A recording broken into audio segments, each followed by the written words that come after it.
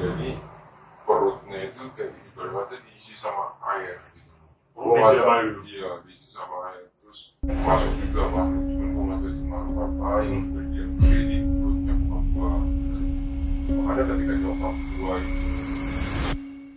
Halo guys, ketemu lagi dengan gua Haryadi di Pemuda Pencari Setan. Oke, di video kali ini kita kedatangan narasumber dari kota Subang, yaitu Mas Anwar. Halo Mas Anwar. Halo Mas Haryadi. Oke, kita ketemu lagi Mas Anwar. Terima kasih sudah datang di podcast kita kali ini. Yes. Dan seperti malam-malam biasanya kita Sebentar. Ya, Kok kenapa itu? kayaknya Mas Haryadi bau apa gitu ya? Kayak kurang Bau apa? sedap gitu ya? serius. Iya. Padahal tadi gua udah pakai parfum loh. Wah. Apa mungkin sudah habis baunya ya? Pakai parfum apa nih? Tadi saya merek.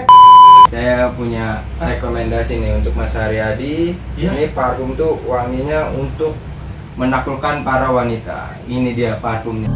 Mr. Crush dengan harga yang terjangkau dan wangi yang tahan lama dapat memikat wanita. Boleh saya cobain ya?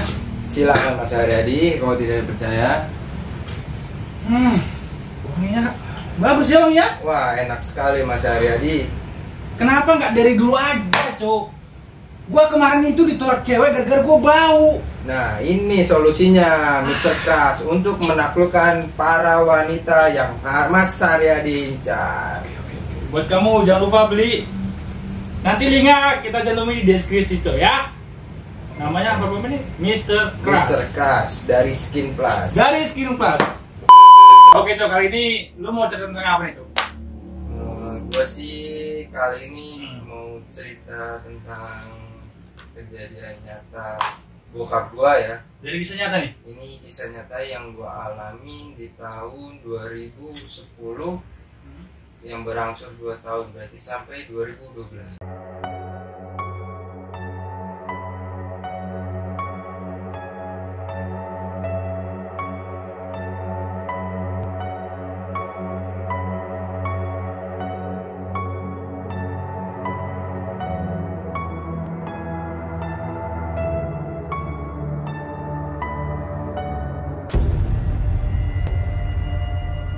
Cerita awalnya nih ya kan, kenapa bokap lu bisa kena santet gitu, apa bisa secara spesifik dijelasin gitu kan, biar kita sama-sama mengerti gitu.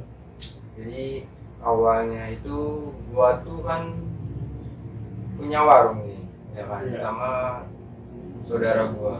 Dan itu pun keluarga itu keluarga jauh dari nyokap gua sendiri ya kan.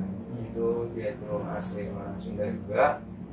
Ya kan, gua bisnis usaha berdua. Jadi gua tuh gantian tuh selama 2 bulan gitu ya. Oh, berarti 2 bulan bokap lu, 2 bulan lagi Dari, saudara itu lebih? dari saudara yang lain. Iya. Nah, terus awalnya tuh gue pikir bokap gue tuh sakitnya itu biasa gitu ya kan. Kalau divonis sama dokter itu kayak ginjal.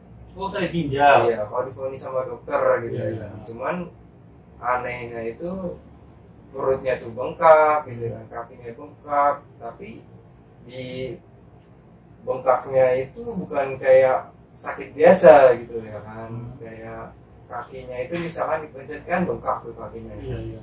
Itu kayak ada airnya gitu loh. Kayak ada air itu kakinya. Iya, kayak ada Berarti airnya. kayak melentung gitu ya? Iya, betul Iya. sekali melentung kayak gitu kan. Nah, sering berobat ke sana kemari gitu ya kan. Cuman emang dokter tuh vonisnya tuh udah balik lagi ke ginjal Ke ginjal terus ya diponis. Nah, itu kan setelah vonis dokter tuh ya kan, bahwasanya bokap tuh sakitnya ginjal tuh kan.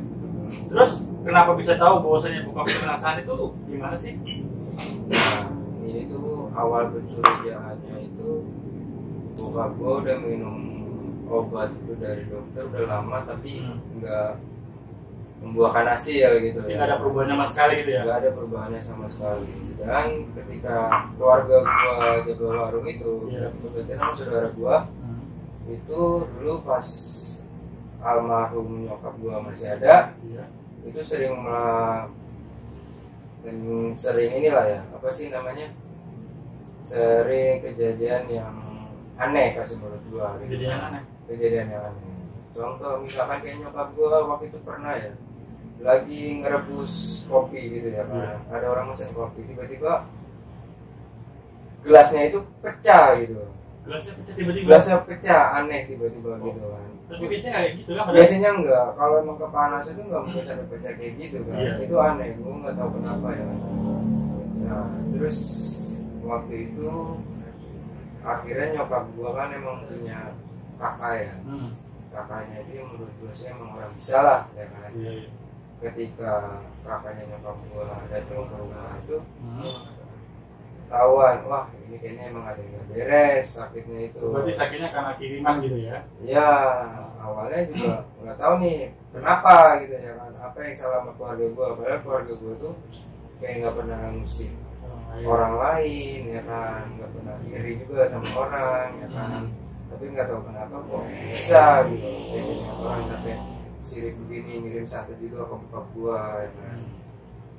Sampai akhirnya waktu itu pas kakaknya nyokap gue datang ke rumah itu dia ngerasain tuh kayak dia karena mungkin setan juga tahu ya, wah ini orang bisa nih kayak gitu kan. Nah kakaknya nyokap gue tuh kayak langsung diserang gitu sama setannya gitu, yang ngirim lah. Yang ngirim gitu ya? Iya yang ngirim itu. Nah setelah diobati kayak gitu kan, akhirnya dibawalah bokap gue ini ke daerah Subang sana gitu ya, ke kelahirannya nyokap gue. Oh, berarti dibawa ke kampung halaman nyokap gitu ya? Iya dibawa ke kampung halaman nyokap. Nah itu sering banget bolak-balik Bekasi Subang kan. Sampai pernah waktu itu kejadian tuh emang lagi ngobatin ya kan, ngobatin bokap gue itu di daerah Subang. Nah, ya kan. Itu benar-benar gue juga awalnya kagak percaya ya kalau untuk masalah hal gaib gitu ya, tapi gimana ya, ketika gue nyaksin depan mata gue sendiri ya emang itu benar-benar real gitu kan. Apa yang kayak ibarat kata kayak di film-film tuh ribut gitu ya kan, terus kayak di YouTube kayak yang benar-benar real banget menurut gue itu kayak settingan gitu. Tapi emang itu benar-benar real menurut gue gitu ya kan. Gue juga awalnya apaan sih kayak gini, tapi ketika gue nyaksin depan mata kepala gue sendiri itu emang benar-benar itu nyata. Itu kalau emang di film kayak gitu emang ada gitu. Sampai gue ngeliat itu kayak ibarat kata raganya kakaknya nyokap gue itu ada nih di sini gitu ya kan.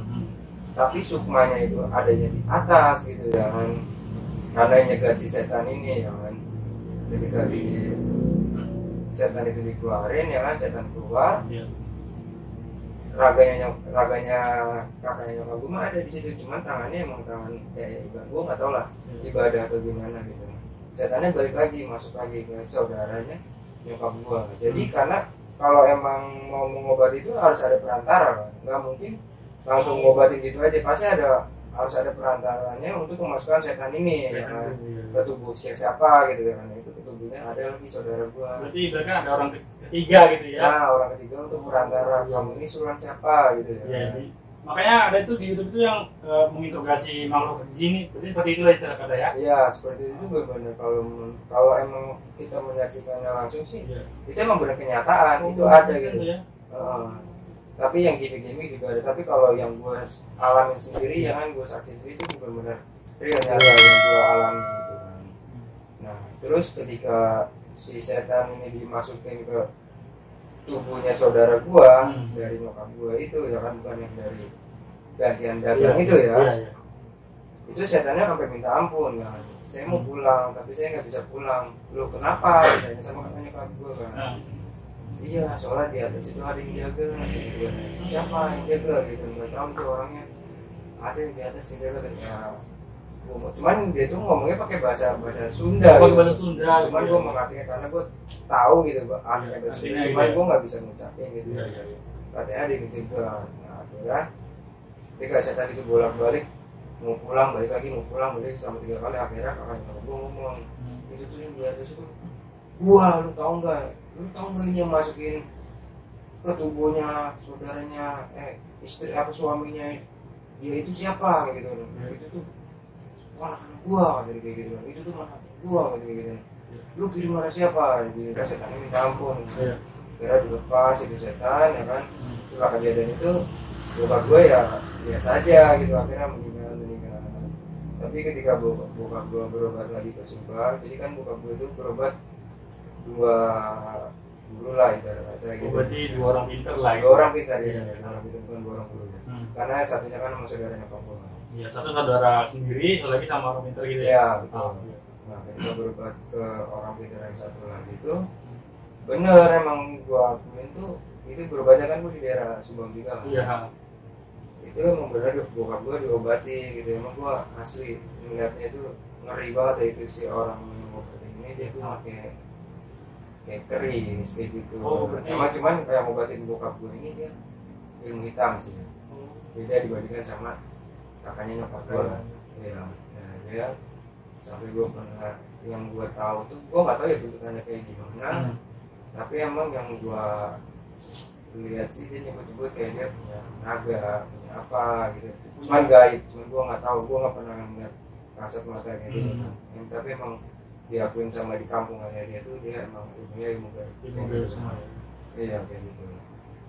Terus kata gue kok makin kesini ketika gue di Subang itu bokap gue emang mendingan ketika diobatin sama dia, tapi ketika bokap gue udah mendingan terus pulang lagi ke Bekasi itu kumat lagi kayak gitu kan, itu aneh. Sembuhnya itu cuma di kampung Subang itu aja. Iya di kampung Subang itu Balik lagi ke Bekasi, kumat kumat lagi lagi, balik lagi kayak gitu kan. Gue bingung kenapa gitu kan. Ketika gue balik lagi ke sana, wah ini ternyata katanya kiriman lagi dari dia lagi gitu kan. Dari yang ngirim orang lain gitu ya. iya yang dari gantian sama warung nyokap gua Oh, gitu iya. ya. Dan ketika gua tahu itu kok aneh gitu kan, kenapa bisa gitu baliknya juga ke dia lagi gitu. Sampai bokap gua pernah sampai dibawa ke Pantai Selatan atau kemana gitu ya untuk ngobatin kayak gitu kan. Ya, itu posisi gua pas 2010 kan berarti gua masih SMP gue, 2010 pas SMP, gue berubah dan kan gue SMP ya, Mau masuk SMA gitu. mau masuk SMA, gue ngalamin kejadian kayak gitu kan. Gue juga emang anak pertama, jadi gue bingung juga harus kayak gimana gitu. Kenapa gini melawan harga itu juga belum tahu juga ya kan, masih kan. Ya, apa gitu. Tapi sekarang pun gue juga emang nggak tahu ya kan kayak gitu. Tapi gue benar-benar nyata tuh ya udah real banget kejadian yang gue alami gitu. Kalau ilmu gaib gitu emang ada yang serem gitu. Sampai gue pernah ngeliat di rumah gue sendiri pas buka belum masih sakit kayak gitu ya. Emang gue pernah ngeliat penampakan itu gede banget di depan rumah gue gitu ya kan. Itu hitam, badannya tinggi, gemuk ya kan. Emang sekilas aja sih gue ngeliat itu ada di belakang pintu rumah gue. Berarti berbentuk manusia gitu. Manusia sih nggak, itu kayak ibaratnya kayak iblis atau bener gua mungkin ya, gua nggak tahu lah karena gua belum pernah lihat kasat mata benar-benar real banget gitu ya. Tapi emang gua sekilas ini orang gede banget gitu. Iya, tapi gua langsung tidur lagi kan. Nah keesokan harinya gua ngomong sama kakaknya nyokap gua yang orang bisa itu. Gua ngomong, Pak semalam ada ini kayak gede banget nih orang. Oh iya itu benar, emang semalam tuh ada dia jadi gitu.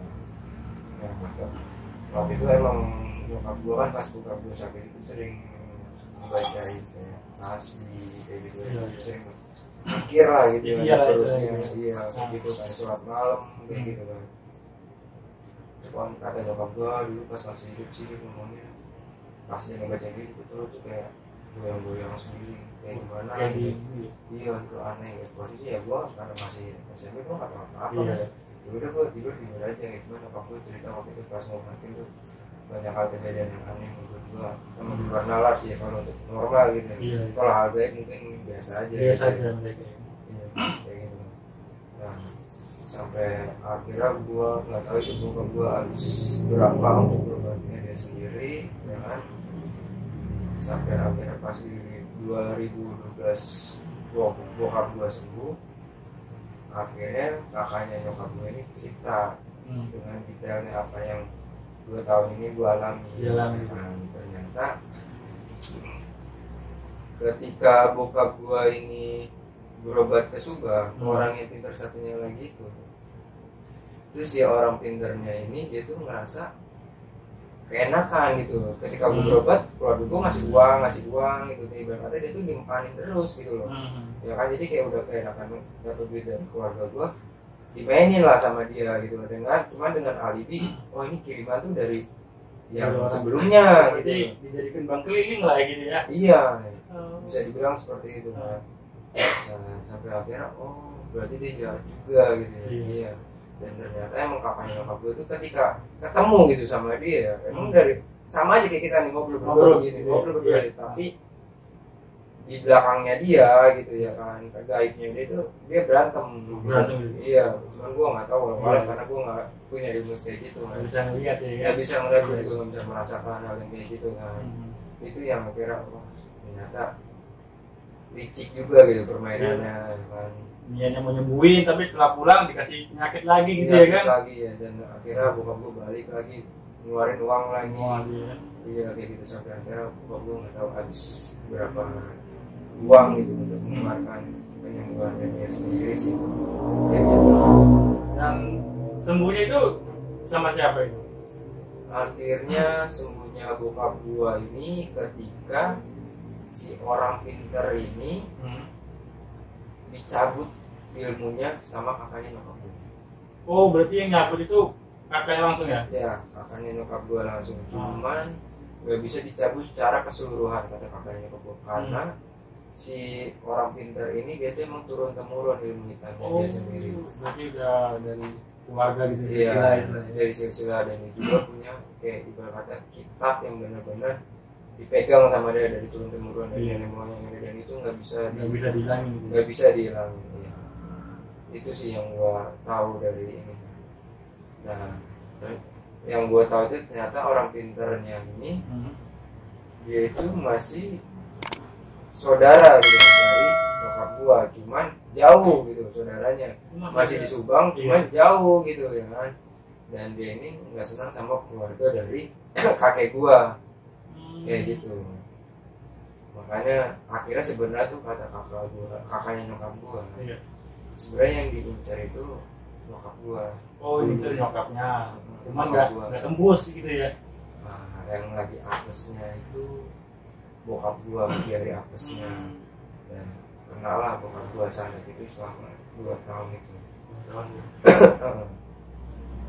Ya sebenarnya gua cerita kayak gini juga gua serem-serem juga ya, takut Iya.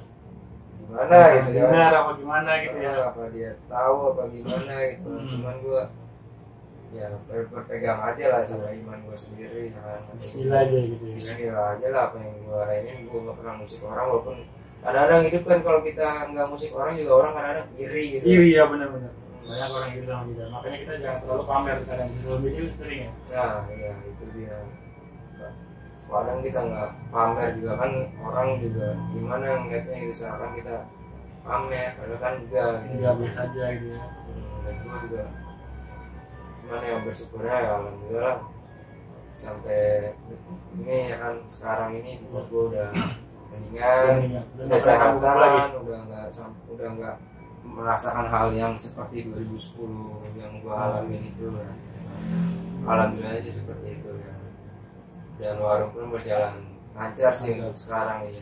Masih ganti juga nggak itu 2 bulan gitu sampai sekarang? Sampai sekarang sih masih ganti-gantian ya, karena emang sebenarnya sih itu tuh gimana ya, emang awalnya dia gitu, tapi ketika adanya udah kalah ya kan, ternyata gue salah berobat sama orang, jadi ibaratnya kayak dibenturkan gitu loh, ternyata begini loh ya kan, kayak ibarat kata kayak diadu domba lah gitu kan. Padahal kenyataannya itu dia sendiri nih, si orang pintar ini sendiri yang melakukan hal bikin gitu. ulah gitu. Ya, yang bikin ulah seperti itu sih. Mereka bikin kambing hitam lah istilah gitu kan. Iya, kambing hitam kan. Untuk mengambil keuntungan tersendiri. Benar sih. Awal mulanya gue tahu itu dari orang pintar ini, itu loh yang gue salah berubah. Jadi dari orang pintar terus ngasih tahu bahwasanya kiriman itu dari warung lu tadi itu yang joinan tadi. Ya, joinan warung itu. Oh. Tapi ternyata pas diselidiki sama saudara kakak lu itu kiriman dari orang pintar itu. Nah, iya, jadi pas diselidiki sama kakak nyokap gue tuh, ini cowok apa namanya? Ternyata yang pertama itu udah stop, dia udah nggak ngirim lagi. Oh, berarti yang joinan itu udah stop nih. Pernah ngirim juga sekali. Ngirim, dan dia udah kalah. Kalah, jadi stop. Udah stop, ya kan udah stop. Iya. Nah, ketika bokap gue berobat ke orang pintar itu, ya kan? Bisa sembuh tuh, sembuh total. Sembuh total, tapi ibaratnya dimainin. Oh iya, paham. Berarti gini, bos ini kena santet sama yang joinan warung nih. Ya. Berobat sama orang pintar itu. Nah, Sembuh total. sembuh. Cuma pas pulang dikasih penyakit santet itu dari orang pintar tadi. Iya. Ya kan? Itu kan? Biar gue bolak-balik Bolak-balik terus sana. untuk mengeluarkan uang gitu. Berarti jadi orang pintarnya enak juga cuy ya. Iya, sebenarnya jadi orang. Iya kan? Ya, Punya ilmu kayak gitu ya. iya sih, cuman kan ilmu begitu juga gimana ya menurut gua? Udah jamin aja neraka cuy. Iya, apalagi kalau untuk hal yang hitam gitu ya. Menurut gua. Terus waktu pas sudah sembuh nih ya kan, lu pernah nanya nggak sih santetnya itu dalam bentuk sosok atau apa? Kan selama ini kita tahu tuh kalau santet itu kan dikasih paku ya kan, dikasih beling di dalam perutnya. Itu kalau bokap itu dalam bentuk apa sih, atau sosok atau gimana? Yang gua tahu ya, itu tuh bokap gua itu jadi perutnya itu kayak ibaratnya diisi sama air gitu. Perut Gua diisi nggak sama tahu- air gitu? Iya, diisi sama air. Terus udah gitu kata kakaknya nyokap gua itu, cuman di perutnya itu masuk juga makhluk, cuman gua nggak tahu itu makhluk apa yang berdiam diri di perutnya bokap gua. Makanya ketika nyokap gua ini jikit gitu, Perutnya berasa gitu ya. itu perutnya kayak ada goncangan kayak gitu kan, gerak-gerak kayak gitu kan. Itu kayak gua nggak tahu entah kepanasan atau Iya. apa gitu ya kan. Dari situ katanya. Kira-kira ada nggak pesan atau kesan buat para penonton kita ini ya kan, yang sekiranya bisa menjadikan pelajaran juga buat mereka-mereka gitu?